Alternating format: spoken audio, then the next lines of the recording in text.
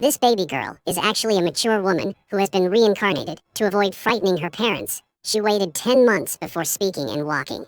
Upon entering preschool, the teacher discovered that she could write like an adult and had advanced academic abilities. It turns out she was reborn after a car accident. Before the accident, 33-year-old Asami was unmarried and worked for the government. After the accident, she was told she could reincarnate, but could only become a giant ant-eating creature in Guatemala. Asami still doubted herself, so she asked again, will she reincarnated as a giant ant-eater in Guatemala? The staff member confirmed it was right. He mentioned the need to accumulate sufficient karma, as it could improve the chances of a successful human reincarnation.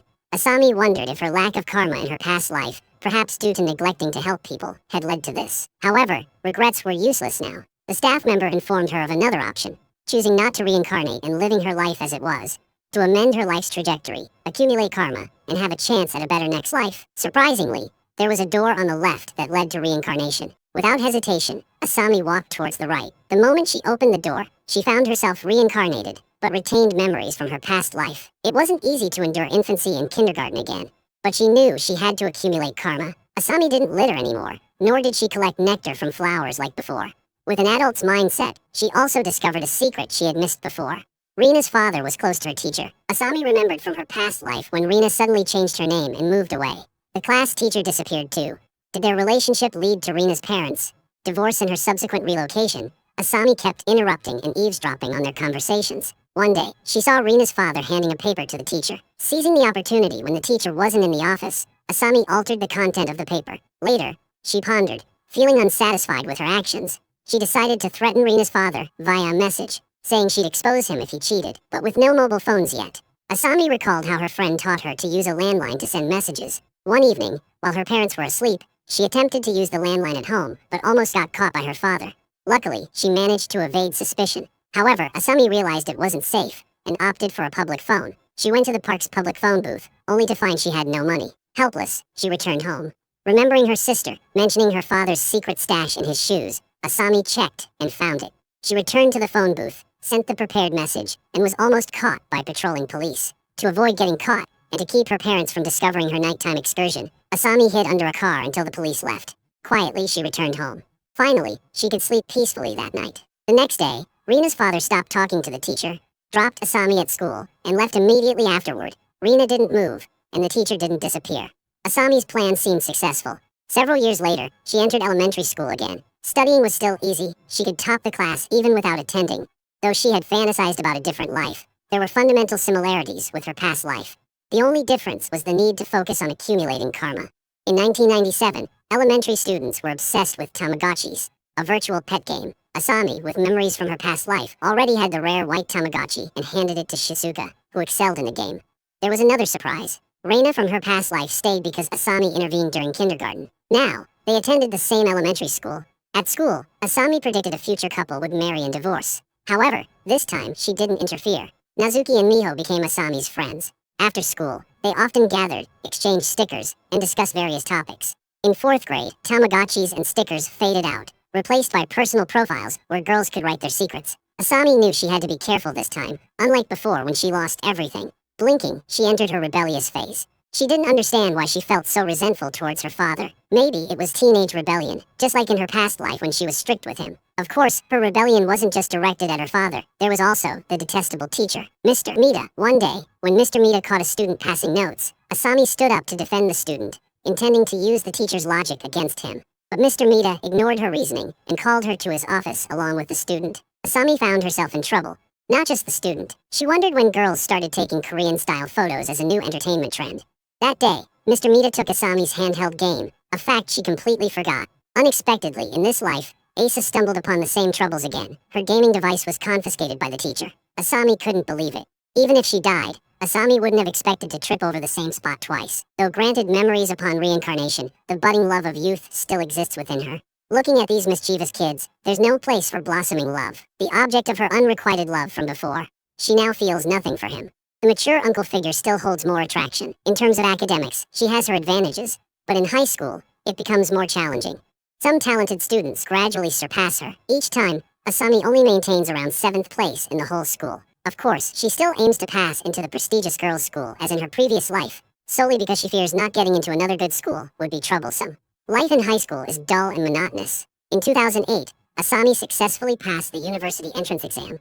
This time, she chose a challenging pharmacy program. Coincidentally, in the school's cafeteria, she met her university boyfriend from her past life, Masaru. This time, they weren't in the same department, so they didn't know each other.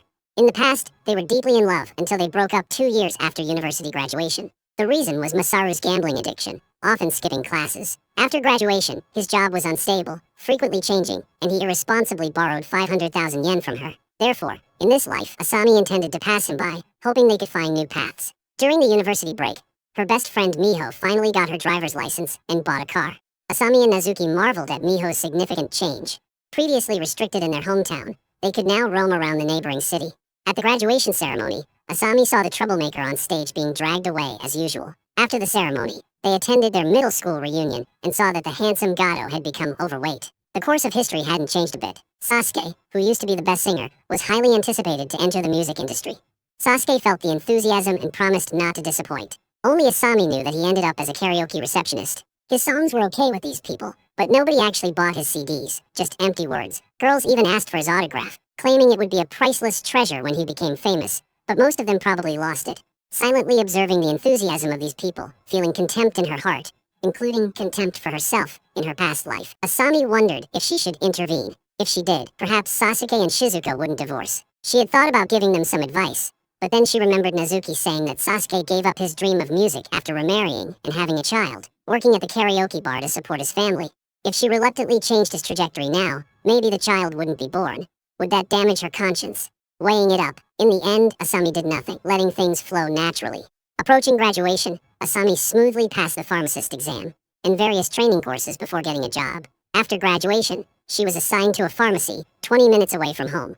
Not much different from her civil service job in her previous life. As a full-time pharmacist, her main tasks were to dispense medicine according to prescriptions, check them, and hand them to patients, then record and store communication content. Of course, she also had to verify whether the doctor prescribed the right medication or not. Sometimes, if patients waited too long, they would suggest something, and she had to patiently explain. Life continued as usual. One day after work, Asami met Mr. Mita, their middle school teacher, on the subway. Unpleasant memories from that time prevented her from starting a conversation. Instead, she wanted to sneakily take his picture with her phone and show off to her friends. Suddenly, a girl on the train grabbed Mr. Mita's hand, accusing him of being a pervert. Mr. Mita was shocked, denying the accusation. They argued on the subway until they got off at the next stop, where the girl explained the situation to the station staff. Then Asami remembered, in her previous life, Miho had said Mr. Mita was fired from school for something he didn't do. Realizing this, she hurriedly explained to the staff that she witnessed the whole incident. Asami still had the video she secretly recorded earlier. In the video, it was clear that another man was harassing the girl. When Asami enlarged the video, she discovered that the harasser was Taniguchi, her former boss. An employee said that if they presented this video to the police, they could probably track down Taniguchi in a few days. Asami knew that Taniguchi was working in a government office. She occasionally saw him when she went to get paperwork done. Mr. Mita was relieved and thanked Asami for speaking up to clear the truth. Later on, Asami saw the incident reported in the news. Taniguchi had been fired from the government office. Mr. Mita even visited her house to express gratitude, saying that this time, it was fortunate to have Asami's video, otherwise he might have been fired by the school. He also returned the handheld game console he confiscated from her in middle school. He had intended to return it, but had forgotten. Asami brought the console out, and to her surprise, it still worked. She hadn't touched it since she bought it. And now, finally, she could use it. Asami had passed through life a second time without noticing the issue with herself, that she was still single. Her friends were similar to her, until she saw her former colleague happily discussing love. Only then did she realize she might have influenced those around her. Could it be that being close friends with someone also affected their love life? At 26 in her second life, Asami changed to a pharmacy closer to her home. The rule of this pharmacy was whoever arrived first opened it. There was a respected senior, Toro, in the pharmacy who was meticulous in his work, but had a habit that puzzled Asami. Although he always arrived first, he never opened the door, but waited for someone else to do it, pretending he had just arrived. Despite this, he seemed excellent in other aspects. As the pharmacy was close to where Asami used to work, she often ate lunch at her usual spot, where she met her former colleagues. Her mood became complicated. She didn't engage in conversation with them, yet her former colleagues talked happily about love. Asami even suspected she might have slowed them down in her previous life. One day, Asami and Haruka visited Nobuhiro's grandfather. Haruka noted how often Asami visited him lately, jokingly implying she was becoming attached to him.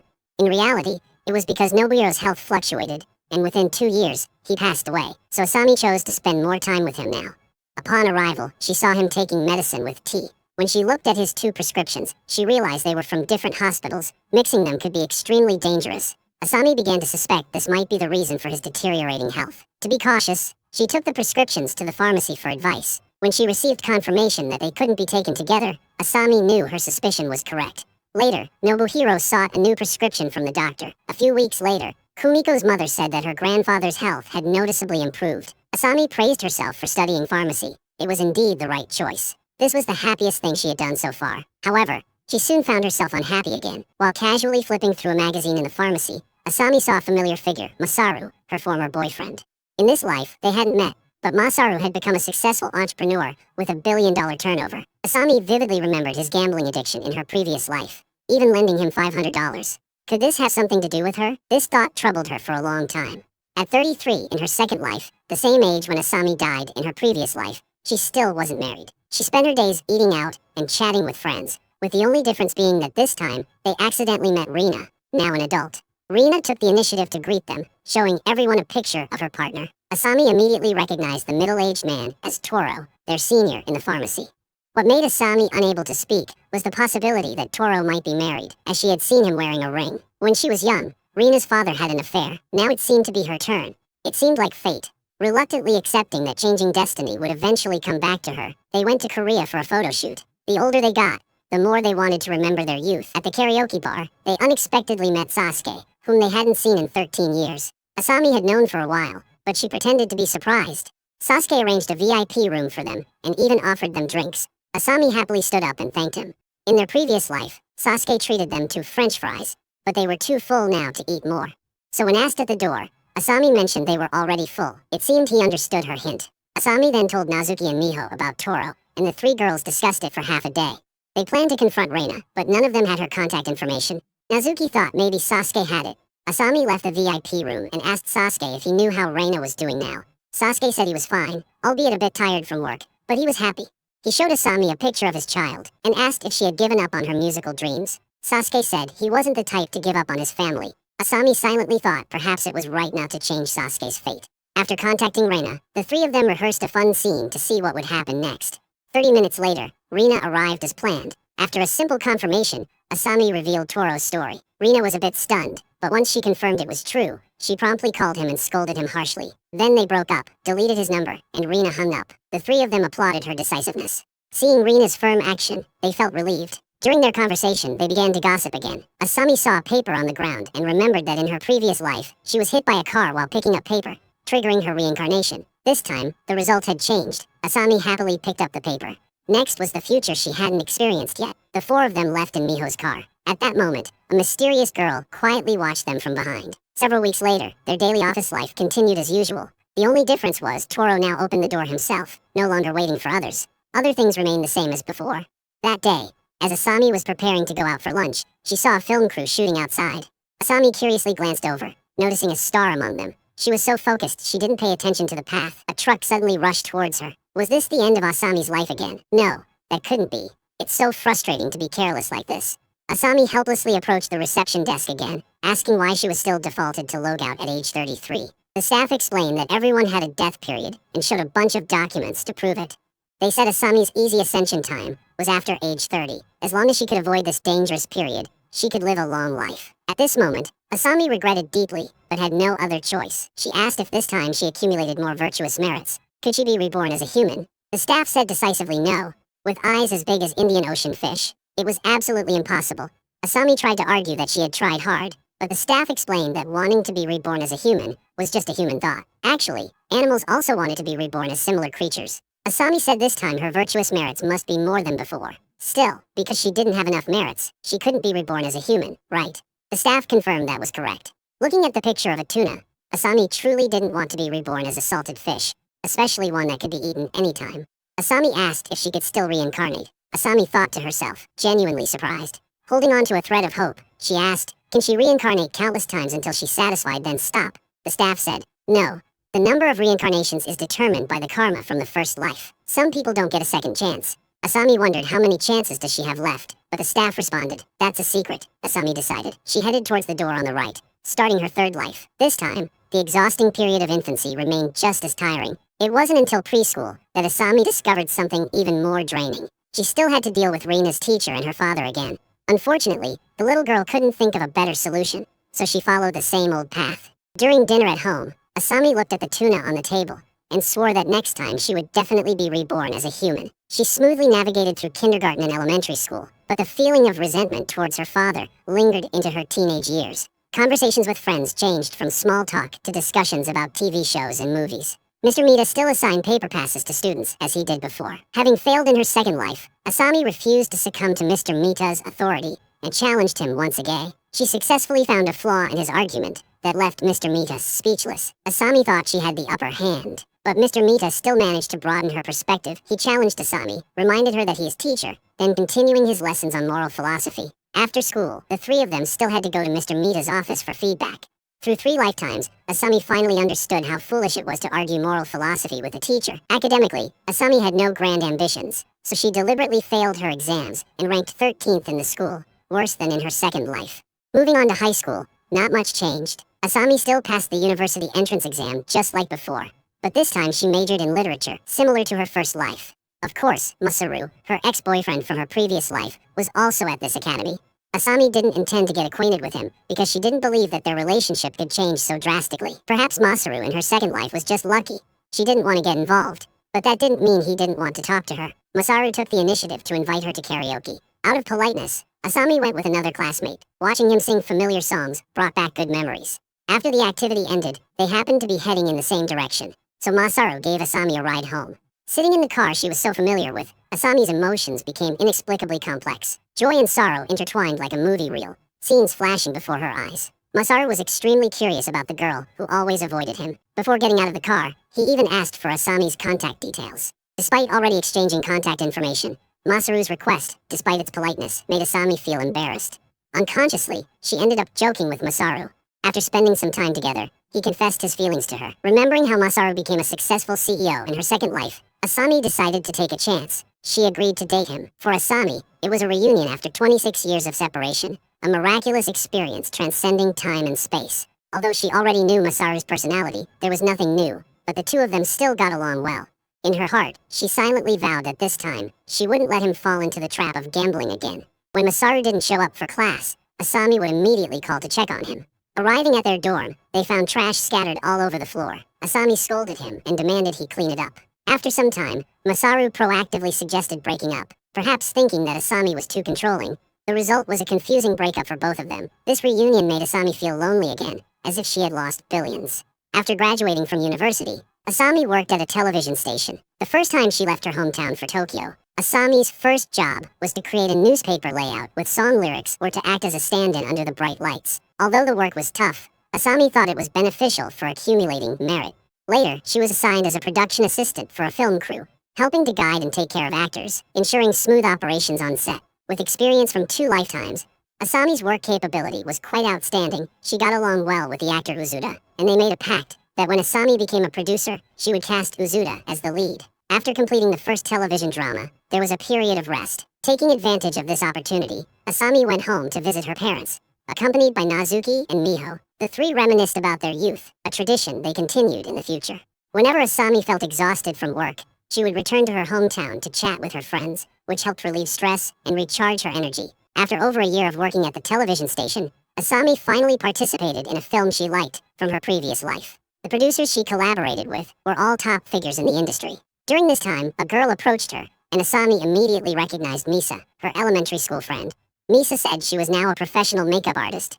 The unexpected encounter brought joy to both of them, and it seemed like they had endless topics to discuss. The first episode of the television drama was completed and aired with high ratings, just as Asami predicted. However, her workload increased afterward. One day, Haruka sent her a message reminding her that it was her father's birthday, and she shouldn't forget to call him. Suddenly, Asami remembered her previous life when she bought a birthday gift for her father and met Mr. Mita on the subway.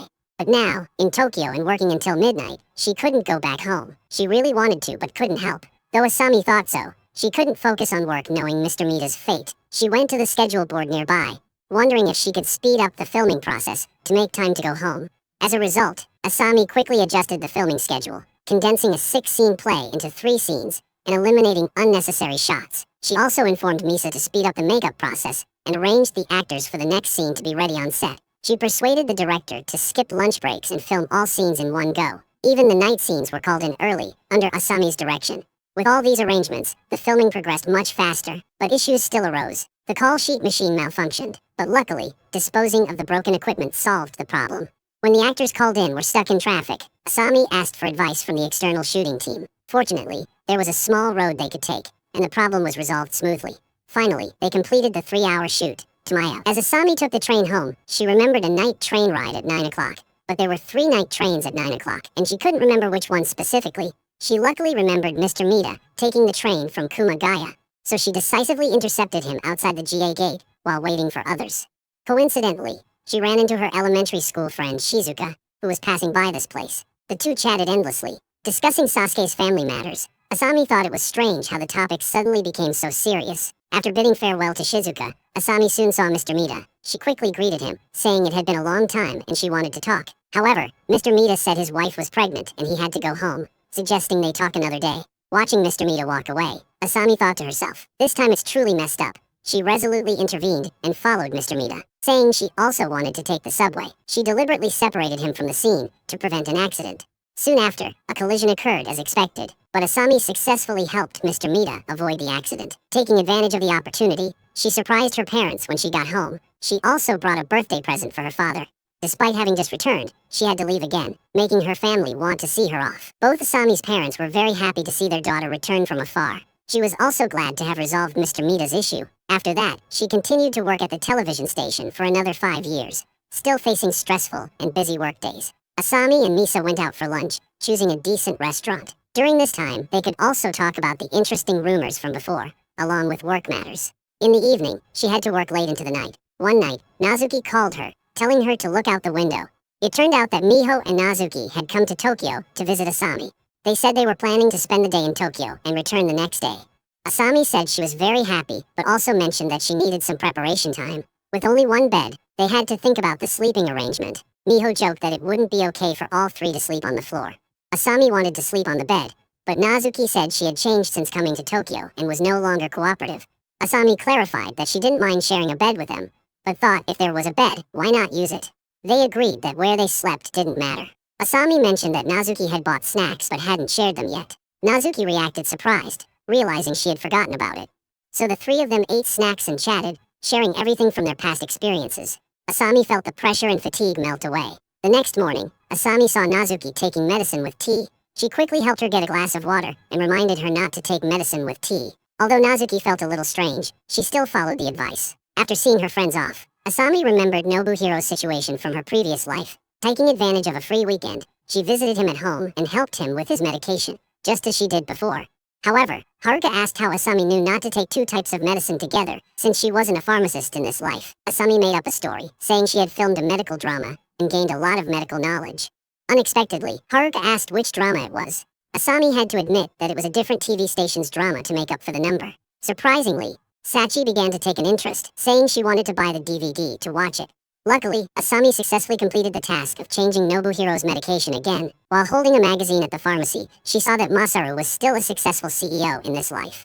Asami thought to herself that if she hadn't broken up with him in college, this outcome might not have happened. The only difference was that in the previous life, Masaru's company had a revenue of 1 billion, but in this life, it was 900 million. Asami felt a little guilty, thinking that their 2-month relationship had caused a loss of 100 million. 2 years later, the efforts Asami accumulated at the television station finally paid off, and her proposal was smoothly approved. She could apply to be a producer, and so an idea related to her reincarnation gradually formed in Asami's mind. She planned to turn her experiences into a television drama, though no one would know it was her own story. However, other producers and executives at the television station found Asami's story too bland, lacking multiple climaxes. They questioned who would want to watch a show where reincarnation was just about saving people and preventing affairs. Furthermore, comparing her life after reincarnation with her past life didn't show any significant changes, which seemed odd. Wasn't it a waste to reincarnate multiple times without saving the world or winning a Nobel Prize? Facing pressure from the station, Asami had no choice but to compromise. After work, she remembered an important issue, Rina and Toro's affair. But there was a critical flaw in this scenario. Asami no longer worked in a pharmacy, so she couldn't know Toro was married, making her claims less credible. Currently, Rina and Toro hadn't met yet, so preventing their meeting would stop their affair. She started calling classmates, asking if anyone had Rina or Sasuke's phone number, but no one knew. 1 month before filming her life story began, Asami sought an opportunity to return home to resolve the issue with Rina. She went straight to the karaoke bar where Sasuke worked. But he wasn't on shift that night. Asami told the staff she was Sasuke's elementary school friend and hoped they could provide his contact information. Yamamoto, the staff member, thought she was a troublemaker and refused to give her Sasuke's number. Asami then looked through her elementary school graduation photos and spotted Shizuka, thinking there might be hope. She called Shizuka, asking if she had Rina's contact information. Fortunately, Shizuka did. Asami called Rina, reminiscing about old times, and eventually inviting her out for dinner on April 1st, the day Rina was supposed to meet Toro. However, Rina declined. Frustrated, Asami decided to go to the restaurant where Rina and Toro were supposed to meet, and waited at a spot where she could see people passing by. While waiting, she ate a meal, then ordered ice cream and drinks to pass the time. She ate a lot, but Rina still hadn't shown up. Just as Asami was about to give up, Rina finally appeared. They greeted each other happily, and Rina mentioned her previous appointment was cancelled so they could dine together. Asami, fearing Toro's arrival, suggested changing restaurants, but Rina insisted on staying, praising the food and hospitality. Asami, already full, struggled but decided to eat more to keep Rina there. While they were eating, Toro entered the restaurant. Asami quickly diverted Rina's attention with work stories. Toro sat nearby, which was dangerous. Asami kept Rina engaged with interesting work anecdotes. As they were finishing their meal, Rina hesitated over a side dish, and Asami, feeling overstuffed, was on the verge of cursing. In the end, Toro noticed Rina and greeted her. Asami, close to succeeding, was furious. Luckily, they only exchanged polite greetings since Asami was present, preventing any deeper conversation. When Rina went to pay and leave, Asami thought the situation was under control, only to turn around and see Rina and Toro exchanging contact information. Despite her strict vigilance, it was futile. The next morning, Asami went to the pharmacy where she had worked in her past life. Toro was waiting in his car as before. Asami approached him directly, confronting him about his marriage. Asami warned Toro to stay away from Rina, because he was married. Toro was about to argue, but Asami continued talking about his wedding ring as a proof. This left Toro speechless with anger and embarrassment, and he seemed ready to kick Asami out. Asami forced Toro never see Rina again. Under her pressure, he finally agreed. Before leaving, Asami said what she'd wanted to say in a previous life. If you ever come to the shop early, it's best you open the door yourself. Asami and Misa were discussing work when she was shocked to learn that Misa was married. Their group was known for ignoring love and marriage, focusing solely on their careers. Feeling betrayed, Asami demanded to know when Misa got married, and why she hadn't been informed. Misa explained that she got married 6 years ago when she started working there, but was too busy to have a wedding ceremony, so she didn't tell anyone. Asami, stunned that she hadn't noticed for 6 years, felt betrayed and thinking they were both too busy for relationships. Fortunately, she found some solace in their friends Nazuki and Miho. At that moment, Sasuke, whom she hadn't seen in 9 years, called unexpectedly. They arranged to meet at a cafe. Since their coming-of-age ceremony, they hadn't seen each other. Sasuke, now in Tokyo for some business, told Asami about his divorce. When she asked how he was doing, he revealed he was dating someone new and might be getting married again, even showing her a photo. Asami recognized the girl from a karaoke bar visit when she had gone looking for Sasuke. No wonder Yamamoto hadn't provided his phone number. Sasuke then gave Asami his new album, suggesting she listen if she didn't mind. Asami thought to herself that in all her past lives, she never had the chance to hear his music. Finally, this time she could. When she asked about his musical dreams, Sasuke shared that he had left his recording company and was now composing as an independent artist. He also wanted to try acting, and offered to take on any small roles in her TV dramas. Before leaving, Sasuke reminded her to reach out if she ever needed anything. Asami mused that she might disappoint Sasuke this time, since the cast for her drama was already decided. That evening, Nazuki and Miho arrived in Tokyo. Asami teased them about visiting too often. Nazuki retorted that if she complained again, they'd visit every night. Asami mentioned meeting Sasuke, and asked if they knew about his divorce from Shizuka. She added that making a living through music seemed tough for him, and now Sasuke was interested in acting. Nazuki and Miho were surprised.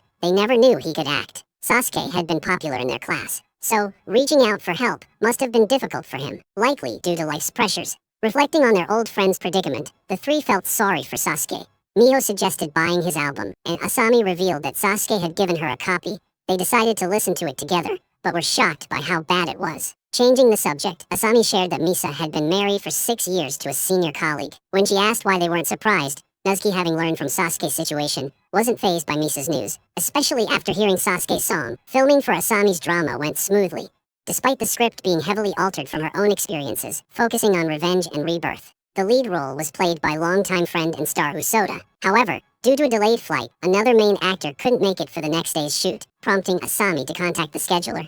see if it's possible to reschedule the shoot for the day after tomorrow. But then it was found out that Usoda will leave tomorrow afternoon. If the two main actors can't shoot together tomorrow, the subsequent scenes might be delayed too, which could affect the schedule for the first episode's broadcast. Asami reluctantly decided to temporarily use a stunt double. After looking through the backup list, no actor with a similar height was found. Suddenly, she remembered Sasuke's profile in her bag, and his height matched perfectly. Maybe Sasuke could give it a try. Later, Asami invited Sasuke over. Sasuke was surprised to see that Misa, the makeup artist, was also a former classmate. He gave her a record as a gift. Then Sasuke went to the set for filming and exceeded expectations, completing the stunt double's task excellently. Before leaving, Asami said she would arrange a more dramatic role for him next time. When she called a taxi for Sasuke, she turned around and saw him chatting with Usoda, even giving her a record. Finally, it was time for the first episode to air. Nezuki and Miho also arrived in Tokyo in the evening, wanting to watch the first episode of Life Improvement with Asami. At that moment, she was on her way back. Unexpectedly, a truck lost control. Asami rushed to the reception desk, lamenting that she was only 29 years old. Didn't he say there was no danger until she was 30? The staff said it was just a matter of probability and that she could die before that time. He then said he would start arranging for her reincarnation. Asami asked if they had a TV there. She had worked very hard on the script, which had just been approved and started filming a few months ago. They shot until midnight every day, even bringing in old classmates to shoot. The trailer was cut very meticulously.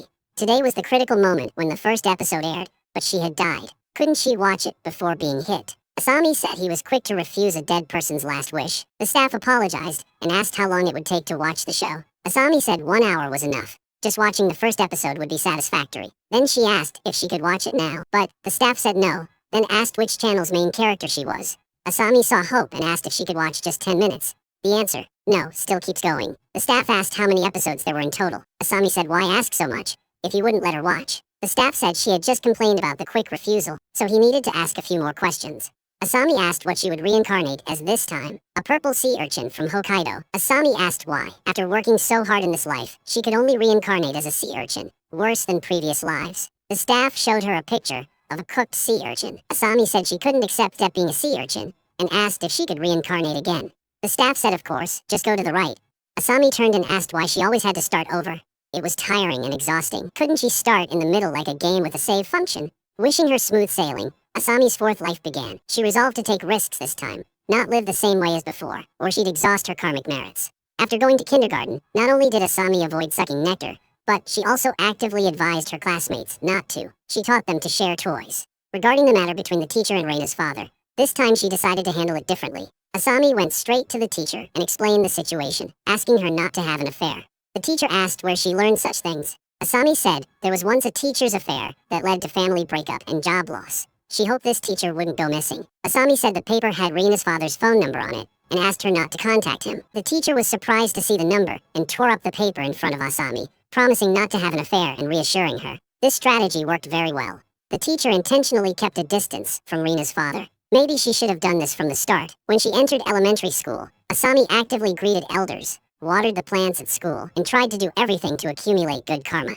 This time, in terms of studying, Asami didn't just sit back and enjoy the fruits of her existing wisdom. Starting from elementary school, she explored the knowledge of middle and high school, learning anything she thought would be useful. She absolutely did not waste any time. But in return, Nezuki and Miho didn't become her friends. Asami wore glasses from a very young age. One day, on her way to the library, she saw Nezuki and Miho trading stickers in the park.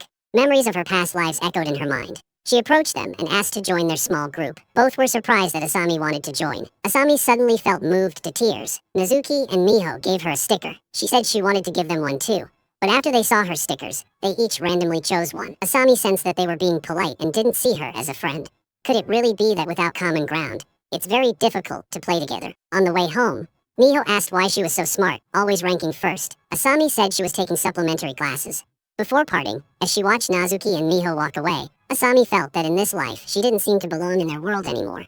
It seemed difficult for her to integrate into their circle. She felt an inexplicable sadness. After entering middle school, Asami continued her passion for picking up trash. She went to school alone. When she saw Nezuki and Miho, she would simply greet them and then walk to school by herself. Without friends, Asami poured all her energy into studying. This time, she achieved first place in the entire school, but the feeling of loneliness often engulfed her. Unlike her classmates who enjoyed the joys of this age, going to take Korean-style photos, she felt a pang of discomfort. At this moment, someone suddenly called out to her from behind. It was Mary, the second-ranked student in the class. She invited her to take a photo. Unexpectedly, in this life, Asami and Mary took a photo together. In previous lives, she had always ranked first. The two of them started chatting, and surprisingly, found they got along quite well. Mary asked if she could talk with her again tomorrow, and Asami was surprised that someone she had admired but never approached turned out to be so down-to-earth and approachable. In fact, Mary thought the same about her. Indeed, similar people attract each other more easily.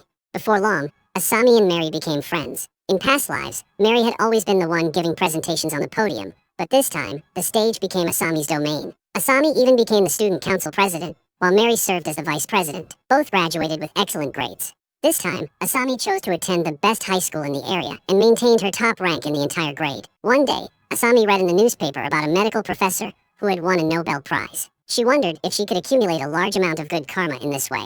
So, after graduating from high school, Asami decisively chose to attend the National University of Medicine. During her fourth coming-of-age ceremony, she once again encountered Mizuki and Miho. In this life, it was Mary who called her, and the two of them happily entered the auditorium. The troublemaker still got up on stage, and Asami and Mary started analyzing the various punishments he would face in the future. They concluded that seeking fame for a few short minutes was really not worth it. Later, they attended a middle school reunion. The plot was still the same as before. The only difference this time was Mary's presence. When they saw others praising Sasuke again, Asami remembered listening to his songs in a previous life. Mary, like Asami, thought Sasuke would not succeed. She even wanted to remind him, but Asami quickly discouraged her, worrying that the storyline might change, leading to Sasuke's child not being born, which would be problematic. Seeing Sasuke and Shizuka exchanging contact information, knowing that they would later marry and divorce, Asami refrained from intervening. Back in the VIP room, she wanted to reminisce with Nazuki and Miho, but it turned into one-sided pursuit, making her feel very sad. After graduating from university, Asami passed the medical license exam, then specialized in clinical research for 2 years. Asami became a research fellow at the National Institute of Medical Research. Their work involved finding unexplored medical phenomena, benefiting all of humanity, which was very suitable for accumulating good karma. Asami thought she might be able to reincarnate as a human again. Of course, outside of work, she couldn't abandon other tasks for accumulating good karma, like previously saving Professor Mita. But this time at the subway station, she happened to meet Shizuka, who chatted with Asami about trivial household matters. This time, Asami supported Shizuka's idea of divorce. Due to chatting too long, Professor Mita walked by them. Fortunately, Asami noticed in time, and he recognized them. Asami told Professor Mita about Shizuka's troubles, using her to keep him there. Asami suggested finding a place to sit and discuss slowly, as it wasn't appropriate to talk there. Professor Mita checked the time and agreed to take the next subway. So the three went to a restaurant. Professor Mita advised Shizuka not to rush into divorce, but to communicate thoroughly with Sasuke, making him understand her true thoughts. If Sasuke insisted on pursuing his career in music, he must promise to do something well. Spouses should understand and compromise with each other. If they truly couldn't understand each other, then consider divorce later. Shizuka, taking Professor Mita's advice, understood a lot. Asami, seeing things going in the wrong direction, checked the time, worried that the subway incident might get triggered, so she urged Professor Mita to hurry to the next subway. He still wanted to continue talking, but Asami interrupted multiple times until he had to leave. Before leaving, Professor Mita reminded Shizuka to have a clear conversation with Sasuke when she returned. The issue with Professor Mita was resolved. Next, Asami wondered what other problems she had to solve. From childhood to adulthood, she was so outstanding that it aroused Haruka's suspicion. Haruka asked her if this was her second life, but Haruka never imagined it was her sister's fourth life. Having such an exceptional sister put a lot of pressure on her. Haruka became the center of attention for their parents and teachers, a favorite, but lived under Asami's shadow for many years. Haruka said her own grades were not that good, only in the top 5 of her class. She said having a genius sister made it very hard for her. Asami asked what she would want if this really were her second life. Haruka asked who she would marry in the future, but Asami truly didn't know. In previous lives, she had died before getting married. In this life, because she studied medicine, she quickly resolved the issue of switching medication for Nobuhiro. On the pharmacy magazine, Asami didn't see any news about Masaru. 3 years later, she went to resolve Reina's issue. Asami thought she had it under control this time, but unexpectedly, they still started talking to each other, making her have to wake up early once again. Asami vented her frustration on Toro. When exchanging contact information with a young woman, he wasn't wearing a ring. This time, Asami gave it her all, resolving the issue in just a few minutes. She was then promoted to a full-fledged researcher, and began conducting official experimental research. Her working hours were relatively flexible, as long as she completed her daily tasks. The main job involved collecting required samples and conducting various experiments. The work was both dry and tedious, and for a long time yielded no significant results. Fortunately, with the accumulated experience from her past lives, and her unique insights into exiting, she managed to cope with such work. The shared microscope in the lab was constantly adjusted by someone else to their own viewing angle, never reset afterward. This forced Asami to recalibrate the focus every time she used it, which annoyed her greatly. During lunch at the Research Institute's cafeteria, she learned from her senior that the one who didn't reset the microscope focus was a genius postdoc in their department. The students admired him. Even though he was always engrossed in research and clueless about social interactions, Asami felt relieved, realizing that most geniuses might be like that. Gradually, she got used to adjusting the microscope and even reset the focus to 0 after using it. The end of the workday was not fixed. It depended on her experiment results. Some people finished at 6 p.m., while others worked until midnight. After 3 years of experimentation, she still had no groundbreaking research achievements. One day, Asami returned to her hometown, and her father told her that Haruka was bringing her boyfriend home. He discussed with her what to wear, in case the boyfriend proposed. Asami advised him to be natural and not to overthink it. Her father insisted on dressing formally, as it was a serious matter. A few days later, Haruka indeed brought her boyfriend home. He discussed with her what to wear, in case the boyfriend proposed, but only to help decorate a new cabinet. Her father had dressed up in vain, waiting all day. After the boyfriend left, he realized he had overdressed for nothing. Asami continued her experiments, sometimes imagining that the microorganisms she observed might be reincarnated beings, just like her. This life, she lived to 35 years old, longer than in her previous lives. Although she didn't make any major medical breakthroughs, she published her papers on some medical websites, contributing to the field. Finally, Haruka got married, to the same boyfriend she had brought home before. Watching her sister walk down the aisle, Asami recalled their childhood together, feeling warm and joyful. Seeing her sister's happiness, she felt happy too. In her hometown, Asami arranged to meet Mary for a meal. They hadn't seen each other in a long time, and had much to catch up on. Mary was now a flight attendant, undergoing strict annual health checks. Asami remarked she couldn't manage such a regimen. Just then, Nezuki and Miho passed by and spotted them. It had been decades since they last met at the coming-of-age ceremony. They were all happy to see old friends again, amazed at how little they had changed. Asami wanted to invite them to join, but Nezuki and Miho, feeling out of place with Mary, made excuses and left. After they left, Asami confessed she had hesitated about inviting them. Mary said they probably wouldn't have agreed, as they were not that close anymore. Asami pondered how close they once were, and how distant they had become. Was it time that changed them, or their choices? In life, gains often come with losses. Mary pulled out a photo from their middle school trip to Korea, a memento of their first meeting. Mary then asked a question she had long wanted to ask. Which life is this for you? Mary as a reincarnated soul. No wonder she had always ranked first in previous lives. Asami, caught off guard, wondered whether to reveal the truth. Seeing Asami's hesitation, Mary admitted she was on her 5th life. Asami asked her how she figured it out. Mary said that she wasn't always such a diligent student. Her outstanding performance naturally aroused suspicion. Plus, the photograph from their middle school trip to Korea was taken perfectly, a concept that didn't exist back then. Mary had mentioned future shopping malls in their conversations, further proving that Asami was also a reincarnator. Mary had noticed long ago, but Asami wondered why she hadn't said anything before. Mary admitted that she was embarrassed, afraid of being mistaken for crazy if she was wrong. She didn't want to lose her only friend. Asami asked if she also reincarnated at the reception desk and what she first turned into. Mary replied that she initially reincarnated as a termite in southeast Guatemala, a favorite prey of giant anteaters. She then asked Asami what she had transformed into. Asami vaguely mentioned an animal related to termites, making Mary laugh. She thought reincarnated souls must have similar paths. Asami asked if Mary's choice to reincarnate was driven by the desire to be human. Mary said it wasn't entirely the case. In her first life, she was an average student with mediocre grades. Nezuki and Miho were her close friends. This surprised Asami because, in Mary's first life, they were inseparable in elementary school, discussing fictional TV shows and trading stickers. On Mary's birthday, they gave her beautiful stickers. The middle school trip photo was of the 4 of them together. However, in high school, Mary drifted away from them, becoming an eccentric with poor grades, eventually enrolling in a vocational school for childcare. But their bond remained strong, with Miho driving them on trips during school breaks. During their middle school reunion, Mary confessed she once had a crush on Kaido, shattering her ideal image of him. In her first life, Mary was also a fan of Sasuke. They exchanged contact information and started dating a few months later. But Sasuke's career never took off. Despite his failures, Mary felt happy supporting him. Asami was surprised to hear about Mary's relationship with Sasuke, but it only lasted 6 months before Sasuke cheated on her with Shizuka. Mary had learned about Sasuke's infidelity from their 3 friends. She confronted Sasuke and broke up with him on the spot. After graduating, Mary worked as a nanny at Sakura Kindergarten, a job that gave her a sense of achievement. Asami remembered that she had attended that kindergarten herself. Despite her busy work, Mary often reunited with her close friends, who celebrated her birthdays with her. However, a heartbreaking event followed. In the crowded area, Mary suggested they move to a quieter place, and they ended up at Sasuke's karaoke bar. Fortunately, he wasn't there, sparing them any awkwardness. When Asami asked what happened, Mary revealed that Nazuki and Miho had died in a plane crash. They struggled to cope with the loss, and although they occasionally went out to eat, they were never as happy as before. They promised to live their lives to the fullest, honoring their friends' memories. Asami asked how long she lived in that life. Mary said she wasn't sure but died at 26, while Asami lived longer.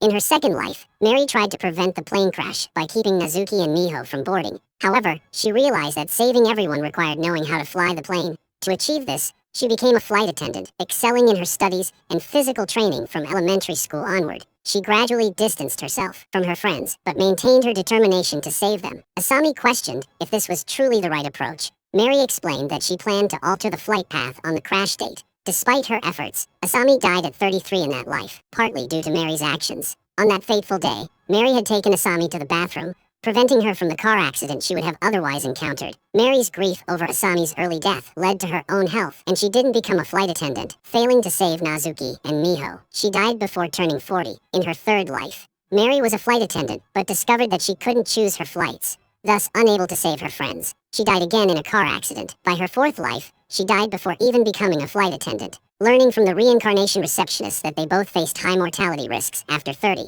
Mary prepared meticulously in her current life. Next year marked the critical year of the plane crash. Asami advised Mary to be careful and offered her help. Mary reassured her, saying she had everything under control, and suggested they take another photo in Korea. Before that, Mary needed to use the restroom, prompting Asami to reflect on Mary's heroic journey. Unlike her own mundane reincarnations, Mary had endured unimaginable hardships, making her a true hero. The two headed to take their photo in Korea, and on the way back, Asami suggested they also invite Nazuki and Miho. The four of them were close friends, making for a perfect combination.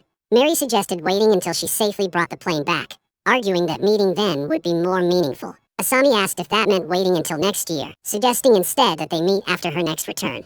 They parted ways at the intersection, and Asami resumed her usual routine. One day, she read on her phone about a plane going missing in Shanghai. A sense of dread overcame her, and she immediately called Mary, but there was no answer. Fear gripped her, and a few days later, her worst fears were confirmed. Asami attended the funeral of Mary, Nazuki, and Miho with her classmates, feeling a deep sorrow. Just days earlier, she had planned to meet up with Nazuki and Miho, but now the nightmare had struck suddenly. After the funeral, everyone gathered at Sasuke's karaoke bar, still enveloped in grief. Asami remembered her last conversation with Mary about the plane incident happening the following year. Now she realized Mary had lied to prevent her from worrying. The three friends stayed until morning, and as Asami walked home on a familiar path, memories of her three friends flooded her mind. Left alone now, she felt a profound sadness. Finally understanding how Mary felt after losing Nazuki and Miho, to numb her pain, Asami threw herself into work. 3 years later, after work one day, she unexpectedly encountered a woman who called out to her, asking which reincarnation this was for her. The woman turned out to be Minako, a colleague from Asami's first life. Suggesting she was also a reincarnator, Asami asked how Minako knew, and she revealed this was her 8th life. And not seeing Asami in one life made her realize they were the same. Surprised, Asami invited Minako over. Minako explained that all her 8 reincarnations were identical, as she didn't intentionally change anything, treating it like a game to see how each life could be better than the last. Asami thought how blissful the first life must have been for Minako to have this mindset. Asami's fate at 39 struck again, when a steel beam fell at a construction site. A staff member told her she could reincarnate as a human this time. Standing at the door to the left, Asami hesitated, then returned and asked if she could do it again. The staff confirmed it was her final chance. Without hesitation, she chose the right door, beginning her 5th life. After attending the entrance ceremony, Asami saw a different Mary coming out of a classroom. They exchanged a look, recognizing each other. This time, Asami's goal was not just to accumulate virtues, but to ensure everyone's happiness, so Mary wouldn't struggle alone. Determined not to regret this life, Asami sought out Nakamura, hoping to switch flights with him. Nakamura, however, insisted the flight was crucial for him, as his aviation certification was at stake. Asami and Mary devised a plan, with Mary suggesting poisoning Nakamura to prevent him from flying. Asami objected, fearing suspicion and investigation, so they opted for drugging instead, planning to slip something into Nakamura's coffee, while Mary distracted him. On the day of the flight, they followed through with their plan. Asami, using her past life medical skills, successfully drugged Nakamura's coffee, making him unable to fly. However, just as they were about to execute their plan, they were interrupted by Kawaguchi, who had been influenced by Asami in a previous life. Kawaguchi had joined as a flight attendant, uncovering Nakamura's infidelity and disrupting his plans. This unforeseen help allowed Asami to take the pilot's seat. As they were about to board, a middle-aged man stopped them, claiming his previous life's wife died on this flight. He pleaded with them to trust him and change the flight path. Asami assured him their mission was to save everyone on the flight. The man, grateful, let them pass. Once on board, they altered the flight path, successfully avoiding disaster. This victory was a culmination of over 30 years of waiting and planning. They discussed their next lives, feeling fulfilled.